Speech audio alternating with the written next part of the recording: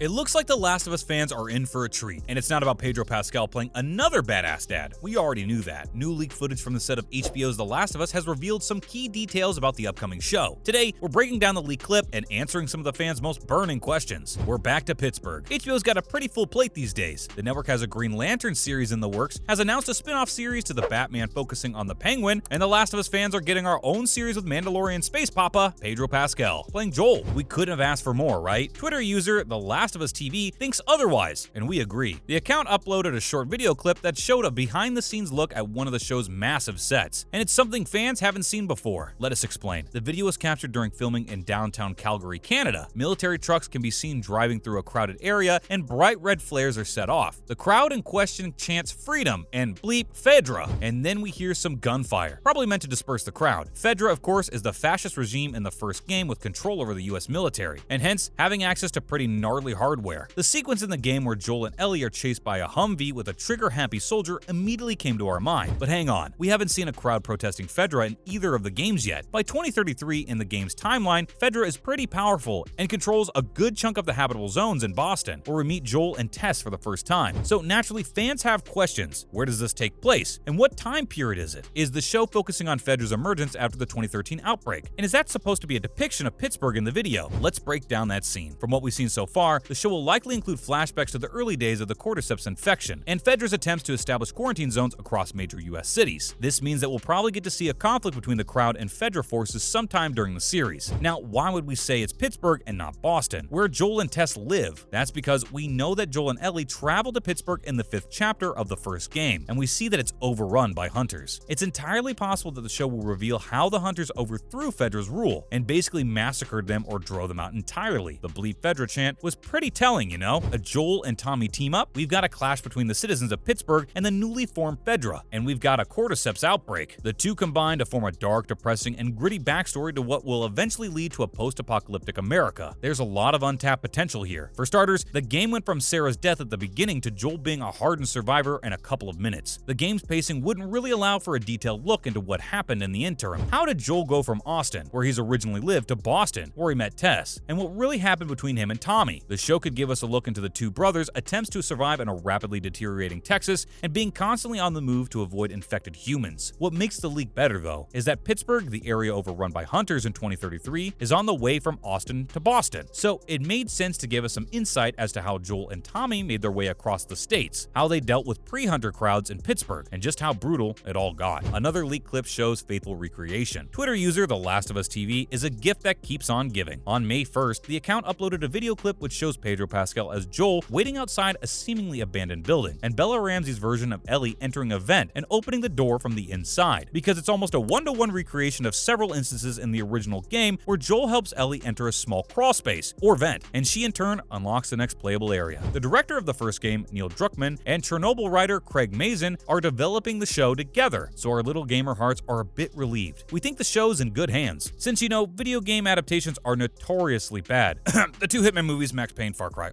If Druckmann and Mazin work their magic, which we're sure they will, then HBO might have yet another epic hit in their roster, the Jeffrey Pierce soundbite. And again, it's The Last of Us TV that keeps our Joel-craving hearts satisfied. The account uploaded yet another video on Twitter to drive fans crazy, but this time, it was a soundbite of Jeffrey Pierce, who originally played Tommy in both video games, talking about a new character he's playing. It was revealed early in 2021 that Gabriel Luna would be playing Tommy in the series. According to the casting directors, he sent them one video audition and he was hired. How good was he? Incredibly good, apparently, since the casting directors were raving about him and how perfect he was for the role. But hold on, you say indignantly, waving around your mug of hot chocolate milk. Jeffrey is the real Tommy. Well, for a while, we thought the same way. However, the soundbite reveals that Pierce is going to be playing Perry, a rebel in the quarantine zone. He's an original character in the show, never seen in the games. The actor's pretty excited about him, implying that Perry's involvement in the show has huge implications for things that happened in the game. While fans will miss him as Tommy, Pierce is positive that they'll love his new character just the same, and they'll be connecting the dots for the first game, and having their minds blown. Sign us up, Jeff. And now for other news. The Last of Us series reportedly more expensive than Game of Thrones. We know HBO is ambitious, but this is just ridiculous. According to CTV News, the budget for The Last of Us series is rumored to be near the 9-figure mark. This already makes it one of the most expensive television shows ever made. The report also estimates that the budget for each episode will exceed $10 million.